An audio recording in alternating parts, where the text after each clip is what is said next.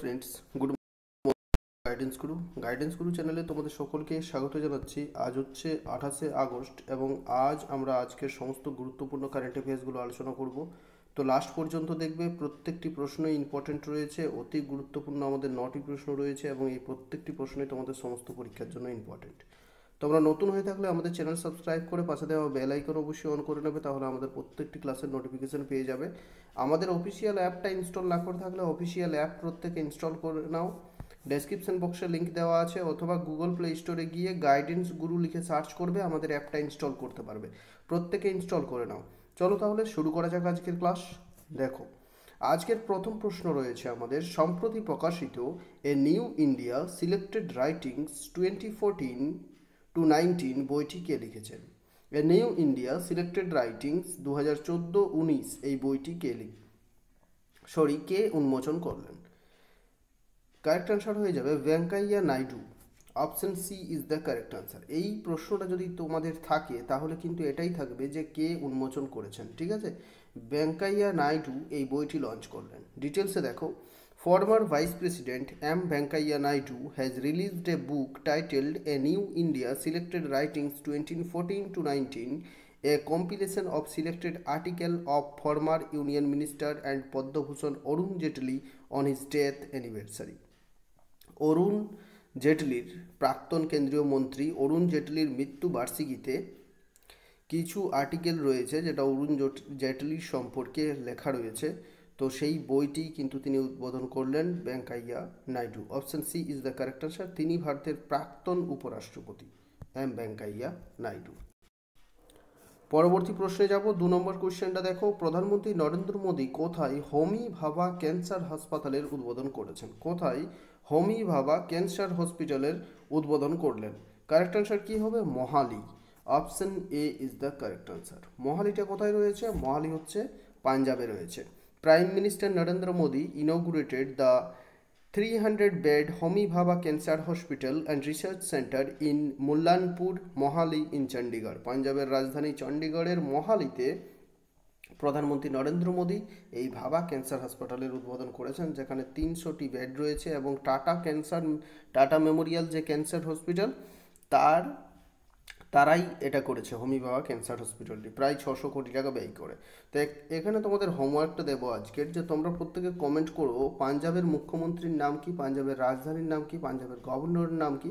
তোমরা প্রত্যেকে এক্ষুনি কমেন্ট করে দাও যারা দেখছো, ঠিক আছে? প্রত্যেকে কিন্তু কেউ বাদ যাবে না, প্রত্যেকে কমেন্ট করো। পাঞ্জাবের মুখ্যমন্ত্রী, রাজধানী এবং গভর্নরের নাম তোমরা কমেন্ট বক্সে কমেন্ট করে দাও। 3 নম্বর প্রশ্নটা দেখো, কোন দিনটি প্রত্যেক বছর ইন্টারন্যাশনাল ডগ ডে হিসেবে পালন করা হয়, বা আন্তর্জাতিক কুকুর দিবস হিসেবে কোন দিনটি পালন করা হচ্ছে?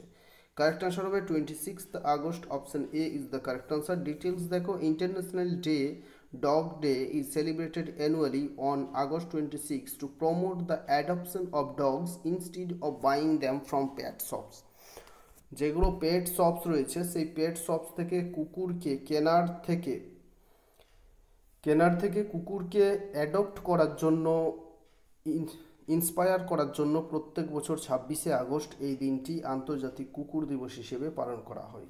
বলছে যে কুকুরকে অ্যাডপ্ট করার জন্য বলছে, এমন নয় যে কুকুরকে দোকান থেকে কিনতে হবে, কুকুরকে অ্যাডপ্ট করো প্রত্যেকে। The day was founded by animal welfare advocate and pet lifestyle expert Colleen Paige, ঠিক আছে?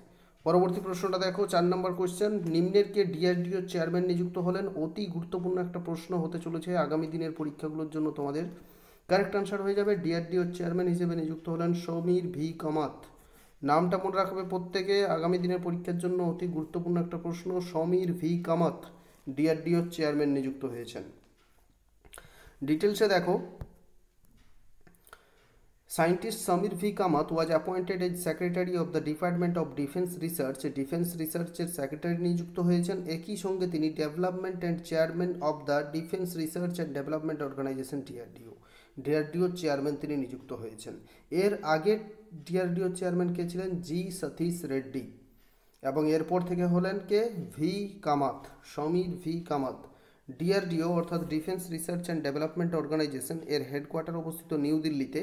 প্রতিষ্ঠা হয়েছিল 1958 সালে। হেডকোয়ার্টার অবস্থিত নিউ দিল্লি, প্রতিষ্ঠা হয়েছিল 1958 সালে। ঠিক আছে, পরবর্তী প্রশ্নটা দেখো, 5 নম্বর কোয়েশ্চেন। এশিয়ান আন্ডার-19 হকি চ্যাম্পিয়নশিপে ভারতীয় দল কোন পদক জিতল? সম্প্রতি আয়োজিত হলো এশিয়ান আন্ডার-18 হকি চ্যাম্পিয়নশিপ, সেটা ইরানে আয়োজিত হয়েছে।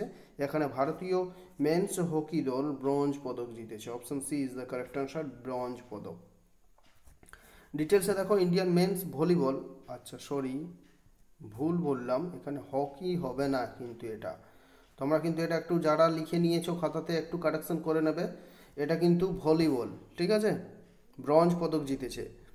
Indian men's volleyball team has won the bronze medal by defeating Korea 3-2 in the 14th Asian Under-19 Championship in Tehran, Iran. ইরানের রাজধানী তেহরানে আয়োজিত হলো 14তম এশিয়ান আন্ডার-18 চ্যাম্পিয়নশিপ, যেখানে ভারতীয় মেন্স ভলিবল দল ব্রোঞ্জ পদক জিতেছে। Japan clinched the gold after beating Iran in the final match. Japan gold medal পেয়েছে, ইরান পেয়েছে সিলভার মেডেল। ঠিক আছে, পরবর্তী প্রশ্ন দেখো, 6 number question. Indian clean air summit এর চতুর্থ সংস্করণ কোথায় আয়োজিত হলো? ইন্ডিয়ান ক্লিন এয়ার সামিট এর চতুর্থ সংস্করণ আয়োজিত হলো সম্প্রতি ব্যাঙ্গালোরে। Option C is the correct answer, Bangalore. ডিটেলসে দেখো, the fourth edition of India's clean air summit took place in Bangalore with global experts. Global এক্সপার্টসদের সঙ্গে নিয়ে ইন্ডিয়ান ক্লিন এয়ার সামিটটি ব্যাঙ্গালোরে আয়োজন করা হয়েছিল। The centre for air pollution studies and the centre for study of science, দুটো সংস্থা, centre for air pollution studies এবং centre for study of science technology and policy think tank have organise the summit. এই সামিটটি organise করেছিল। ব্যাঙ্গালোর হচ্ছে কর্ণাটকের রাজধানী। ঠিক আছে, তাহলে option C correct answer, Bangalore. পরবর্তী প্রশ্ন দেখো, আজকের 7 নম্বর কোশ্চেন। কোন দিনটি প্রত্যেক বছর মহিলা সমানতা দিবস হিসেবে পালিত হয়? অতি গুরুত্বপূর্ণ একটা প্রশ্ন। ওমেন্স ইকুয়ালিটি ডে হিসেবে কোন দিনটি পালন করা হচ্ছে? 26 August is the correct answer, option A is the correct answer, 26 August. ডিটেলসে দেখো, women's equality day 2022 is celebrated all over the world to celebrate women's empowerment and equality. মহিলাদের সশক্তিকরণ এবং সমানতাকে সেলিব্রেট করার জন্য সারা বিশ্ব জুড়ে 26 আগস্ট প্রত্যেক বছর ওমেন্স ইকুয়ালিটি ডে হিসেবে পালন করা হয়, বা মহিলা সমতা দিবস বলা চলবে এটা। ঠিক আছে, সমতা, মহিলা সমতা দিবস। This year women's equality day will be celebrated on 26 August 2022। এবারে থিম কী ছিল মনে রাখতে হবে, তোমাদের ডে মনে রাখতে হবে, সঙ্গে থিমটাও মনে রাখতে হবে। Gender equality today for a sustainable tomorrow. Gender equality today for a sustainable tomorrow, এটাই হচ্ছে এবারের থিম। ঠিক আছে, নেক্সট কোয়েশ্চেন দেখো, 8 নম্বর। ডিআরডিও কোথায় পিনাকা এক্সটেন্ডেড রেঞ্জ রকেটের সফল পরীক্ষা করলো? পিনাকা এক্সটেন্ডেড রেঞ্জ রকেট এর সফল পরীক্ষা করেছে কোথায়? কারেক্ট আনসার হয়ে যাবে পোখরান। ঠিক আছে, পোখরানটা আমি বিভিন্ন সময় তোমাদের বলে থাকি, যখনই তোমাদের কোনো কিছুর মিসাইলের টেস্ট হয় তখনই আমি অপশানে কিন্তু পোখরানটা সবসময় রাখি, কারণ কয়েকটি স্থান আছে যেগুলোতে বেশিরভাগ টেস্টগুলো হয়ে থাকে, যেমন ওড়িশার চণ্ডীপুর, ওড়িশার বালাসোর, পোখরান, মহারাষ্ট্রের আহমেদনগর, এগুলোতেই সমস্ত কিছু হয়ে থাকে। ঠিক আছে, তাহলে এটা হলো কোথায়? পোখরানে, রাজস্থানের পোখরানে। The Pinaka extended range rocket trials developed by the defence research and development organisation. DRDO এই পিনাকা এক্সটেন্ডেড রেঞ্জ রকেটটা তৈরি করেছে। Were carried out in firing ranges of Pokhran, Rajasthan.